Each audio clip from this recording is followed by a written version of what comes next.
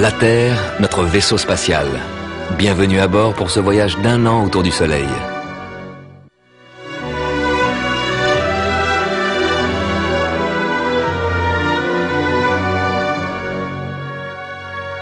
C'est vrai, on tourne autour du Soleil, mais pas sur un cercle, sur une ellipse. Et c'est maintenant, dans les premiers jours de janvier, que nous passons au plus près du Soleil. Mais alors pourquoi fait-il si froid ? En fait, la différence entre près du Soleil et loin du Soleil est négligeable. Il y a une raison bien plus importante. La Terre tourne de travers, légèrement en biais. Son axe n'est pas vertical, il est incliné sur son orbite. Donc, lorsque l'hémisphère nord est basculé dans l'ombre, les jours se raccourcissent. Mais surtout, comme la Terre est inclinée, les rayons du Soleil arrivent à des angles différents. Un rayon de soleil dans les tropiques frappe le sol à la verticale. Il fait chaud. Ce même rayon de soleil dans l'hémisphère nord arrive en biais. Son énergie est étalée sur une surface 3 fois plus grande, ça chauffe 3 fois moins. Il fait froid. Au nord, c'est l'hiver, dans l'hémisphère sud, c'est l'été. L'axe incliné de la Terre nous donne les saisons. En ce moment même, pendant que vous regardez la télévision, nous fonçons à travers l'espace à plus de 107 000 km/h, 30 km toutes les secondes. La Terre va mettre 1 an pour faire le tour du Soleil. Et avec la Terre, 8 autres planètes qui tournent autour du Soleil, chacune sur son orbite. Notre voisine, sur l'orbite juste à côté de la nôtre, c'est Vénus. Elle va plus vite que nous, elle nous dépasse. C'est la planète la plus brillante, celle qu'on voit le mieux. Parfois le soir, parfois le matin.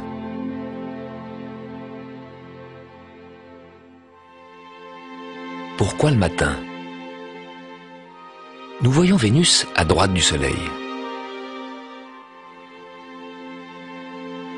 Vu de la Terre, voilà ce qui se passe le matin. Nous voyons la portion du ciel où se trouve Vénus. Vénus apparaît à l'horizon bien avant le Soleil, quand il fait encore nuit et que le Soleil, à gauche, est encore en dessous de l'horizon. Voilà pourquoi, dans cette position, nous voyons Vénus le matin, à l'aube.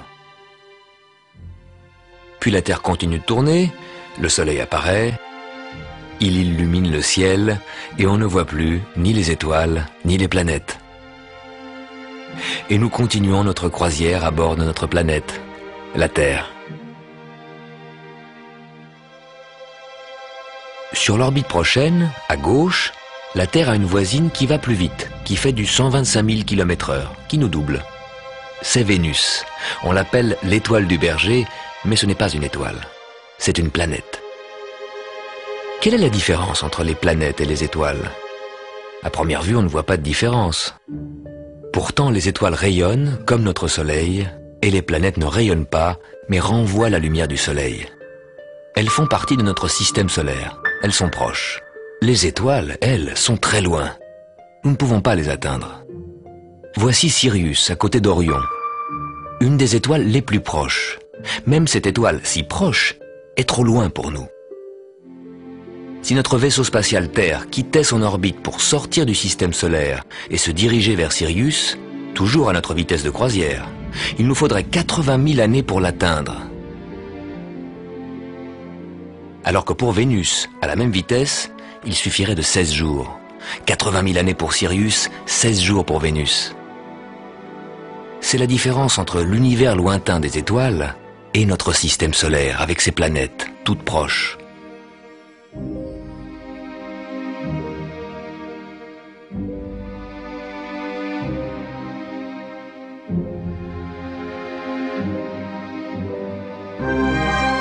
La semaine prochaine, et chaque semaine de l'année, nous allons parcourir 18 millions de kilomètres sur l'orbite de la Terre autour du Soleil. Pendant tout ce voyage, nous sommes accompagnés par notre satellite, la Lune. Elle met 4 semaines pour faire le tour de la Terre. Elle nous présente chaque soir des croissants différents. Pourquoi la Lune change-t-elle d'apparence ? Et le clair de lune qui nous est si familier, d'où vient-il? Et la lune, d'où vient-elle? Nous vous le montrerons au cours de ce voyage.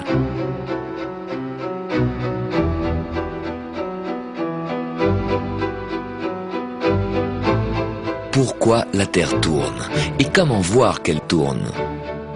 L'ombre d'une maison qui se déplace au cours de la journée, ou les rayons de soleil qui entrent par la fenêtre et qui glissent lentement sur le sol, c'est comme ça que tous les jours, à tout moment, sans instrument astronomique, vous pouvez voir la Terre tourner.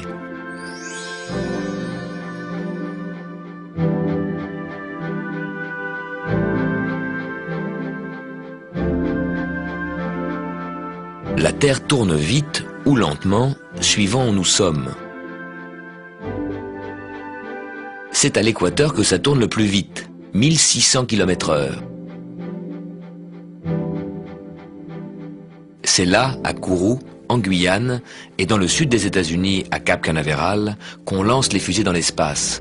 Parce que les 1600 km/h que la Terre ajoute à la vitesse des fusées, c'est déjà autant de gagné. Au pôle Nord, tout près de son axe de rotation, la Terre ne tourne plus qu'à 3 km/h. On pourrait marcher aussi vite que la Terre tourne. Et dans l'hémisphère sud, pourquoi nos amis australiens ne tombent-ils pas dans le vide? Grâce à la force d'attraction de la Terre. Elle fut découverte au XVIIIe siècle. Une pomme serait tombée sur la tête d'Isaac Newton, qui alors se demanda pourquoi? Parce que la masse énorme de la Terre attire la petite masse de la pomme. Et pourquoi alors la Lune ne tombe-t-elle pas sur la Terre et la Terre dans le Soleil? Newton nous le dira au cours de ce voyage. Nous vous montrerons les étoiles. L'une d'entre elles, l'étoile polaire, se trouve dans la prolongation de l'axe de la Terre. Durant toute la nuit, le ciel et les étoiles semblent tourner autour de cette étoile polaire qui, elle, reste immobile. De tout temps, ce fut un repère fiable. Pour Christophe Colomb, qui naviguait vers les continents inconnus, et pour les Égyptiens qui érigèrent la grande pyramide.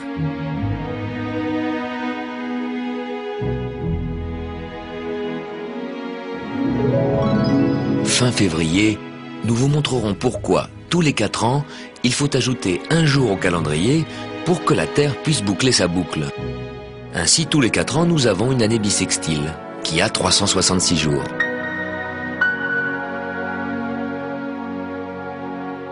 Depuis la nuit des temps, nos ancêtres se fabriquent des calendriers, essayant de combiner au mieux le cycle de la Lune et du Soleil.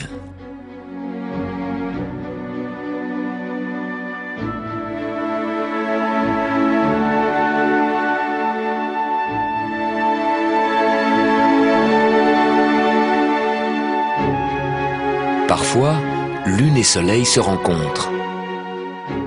Le deuxième week-end de mars, il y aura une éclipse du Soleil en Sibérie. Mais nous vous la montrerons ici.